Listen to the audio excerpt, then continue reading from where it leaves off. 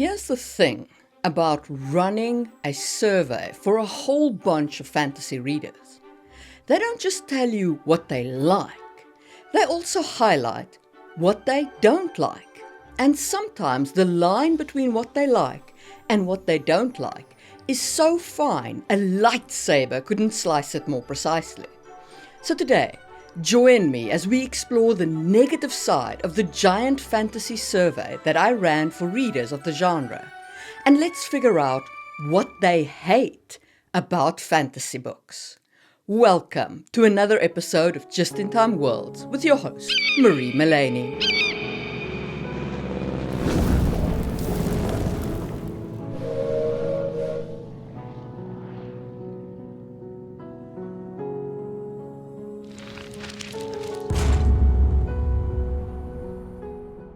I have already made a video about what readers loved as shown in the survey, which you can check out in the information card. So this video is going to focus on the flip side of what readers didn't like or why they put a book down. There will be another video specifically dealing with magic systems because that came through as a core concern in the survey. So if you're interested in that video, make sure you're subscribed to the channel. If you're interested in how I ran the survey and that kind of analysis and all the questions, you can also check out my live stream on the topic. The sound is a little bit soft, so you might want to switch on subtitles and read along as I speak. I'm sorry, the gain on my microphone wasn't set high enough. Okay, let's get going with the 5 things readers didn't like at all in the fantasy genre. 1. One of the first things that came up is how much readers don't like overcomplicated or gratuitously complex fantasy. This is where there is unnecessary details, jargon, or overly intricate lore that can confuse and alienate readers. Now, I know, readers are downright picky, aren't they? They want to be transported to fantasy worlds, but not too much. Kind of like a cat. Look at me, pet me, pet me. No! Pet me with your eyes! And believe me, I know about cats. I have 4 of them. But I do get where readers are coming from. If I need a dictionary and a textbook and a degree in anthropology and a police case board to follow your story, I'm going to lose interest. It's a fine line to walk between take me to the world of fantasy and too much, only pet me with your eyes. A good example of this dictamony is Malazan Book of the Fallen by Steven Erikson. This series is a masterpiece of epic fantasy, praised for its ambitious scope and richly woven tapestry of characters and lore. However, it is also known for its steep learning curve with a narrative complexity that can be daunting for new readers. According to anecdotal evidence of our fantasy, a whole slew of readers quit in Gardens of the Moon, and many more give up when they open Deadhouse Gates and encounter yet more characters. Personally, I enjoyed Malazan up to book 7, and then I kind of lost interest. And Malazan absolutely has its fan base, so as with all of this kind of advice, it's not an absolute. There will be fans for even highly complex fantasy. But you do want to make sure that you're not throwing in fantastical complexity just for the sake of complexity. A good way to avoid this pitfall is to make sure that your payoffs match your complexity. For example, if you're going to flip science on its head and have a world be flat, this needs to feature in some way in your story. After all, this dramatically changes the world in absolutely loopy ways, like people being able to see incredible distances, since they don't have the curvature of the Earth to worry about. If you're making a change that dramatic, then make it matter. A reader doesn't mind high complexity if it also has high payoff. Well, most readers. Some will always turn away and demand that you only pet them with your eyes. What author, in your opinion, handled complexity really well? Let me know in the comments. And let's move on to 2. This pitfall is that readers don't like unnecessary fillers. This means scenes, characters, or information that doesn't advance the plot, contribute to character development, or expand the world. And this often slows down the story. Now, my personal view on any scene in a book is that it must either expand the character, build the world, or advance the plot, and it must do at least two of those things to justify its presence in the book. I don't like scenes that just do one of those things, because I feel that this is not sufficiently engaging for the reader. An example of unnecessary filler that I don't think anyone will quibble with is the slog books in the Wheel of Time series by Robert Jordan. Those are books 6 to 10, where the plot seems to stall with excessive descriptions and side plots that minimally advance the main story. This is particularly evident in Perrin's storyline, which is, well, let's just say it's long. Now, you can avoid this by streamlining your narrative. Regularly review and edit your scenes, and cut down what isn't necessary, or combine scenes. If you're looking at two scenes and one advances the character and one advances the plot, consider putting the two together and making the scene a little bulkier, but cutting down on the overall word count. You can also add some tension to those scenes, add a bit more stakes to your character advancement scenes, give them a bit of conflict to go with "this is who the character is" flavor of the scene.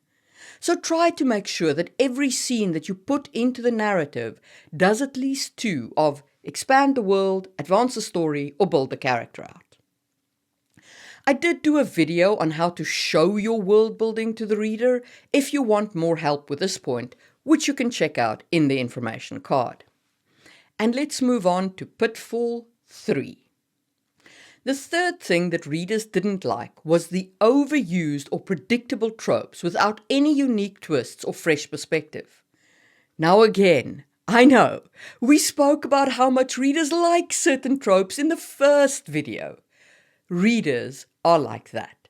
They want their cake and they want to eat it too, with pretty sprinkles on top, because they want the comfort of the familiar tropes, but they still want it to feel fresh.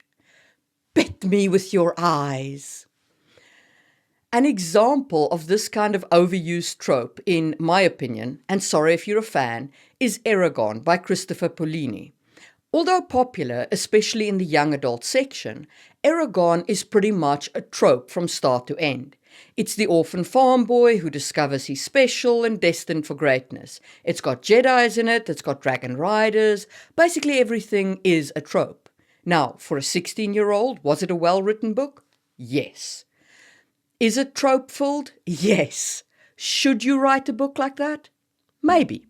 Christopher Paolini found success with it, but for every Christopher Paolini, there are a ton of books on Goodreads with a 1-star review because they are too tropey or too derivative.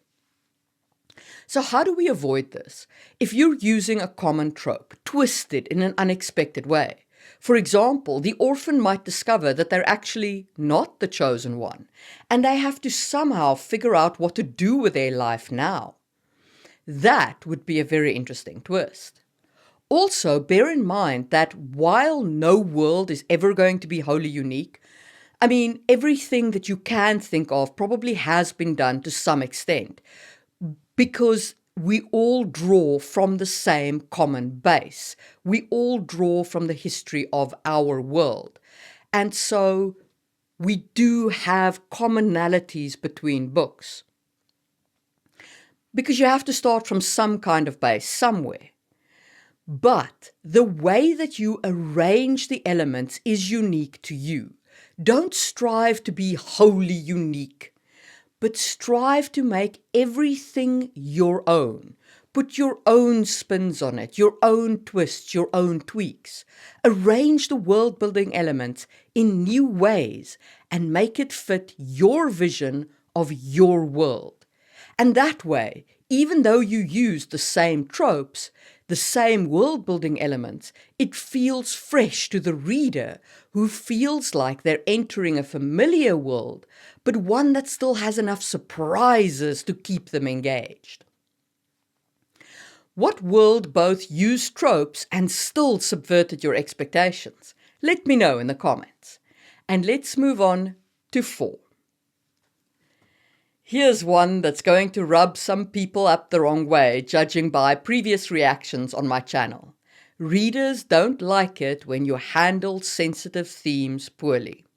These are themes like mental illness, slavery, or sexual violence. I made a video about this, about how you need to be cognizant of what you're including in your world when you bring in themes with so much baggage. Now, and you can check that out in the information card. But please note, I am not saying don't include these themes.